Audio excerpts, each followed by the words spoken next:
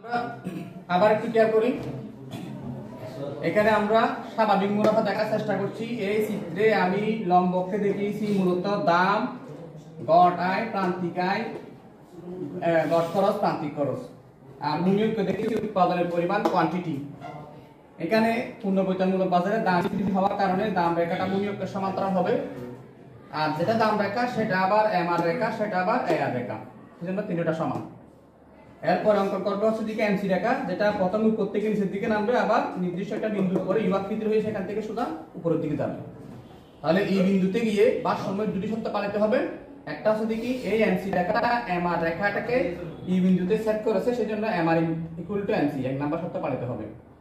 দ্বিতীয় শর্ত হচ্ছে দেখি এমসি রেখা এই এমআর রেখাকে নিচের দিক থেকে সেট করে উপর দিকে যাবে।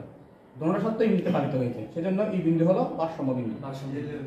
এরপরে আমি অঙ্কন করব হচ্ছে দেখি গড় খরচ রেখা, এসি রেখা। এই এসি রেখাটা এমন ভাবে আঁকবো ই বিন্দু থেকে শুরু করে,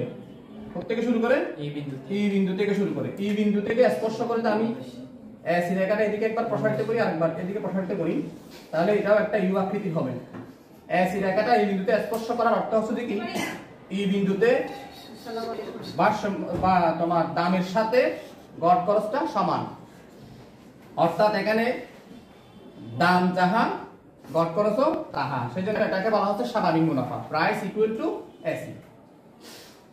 তাহলে এখানে আমরা দাম যদি হিসাব করি সোজা পি রেখা বরাবর এসে এখানে দাম P0 যেটা, সেটাকে আমরা গাণিতিক মান দিলাম 20 টাকা।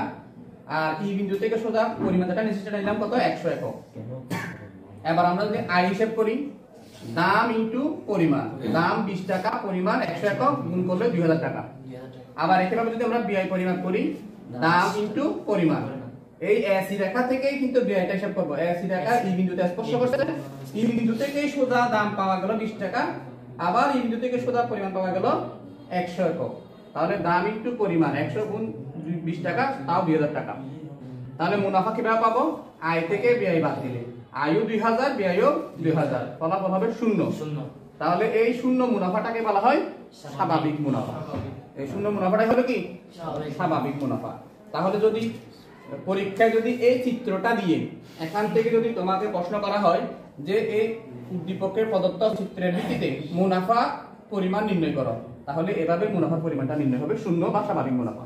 আবার একই চিত্র দিয়ে প্রশ্ন হতে পারে চিত্রে কোন ধরনের মুনাফা নির্দেশ করে, তাও একই আনসার দিয়ে আমরা দেখবো এখানে মুনাফার পরিমাণ শূন্য আসবে, তখন আমরা বলবো কি চিত্রটি স্বাভাবিক মুনাফা নির্দেশ করে। শুধুমাত্র এই একটা টপিকস আজকের জন্য। ধন্যবাদ সবাইকে, পরবর্তী ক্লাসে আমন্ত্রণ।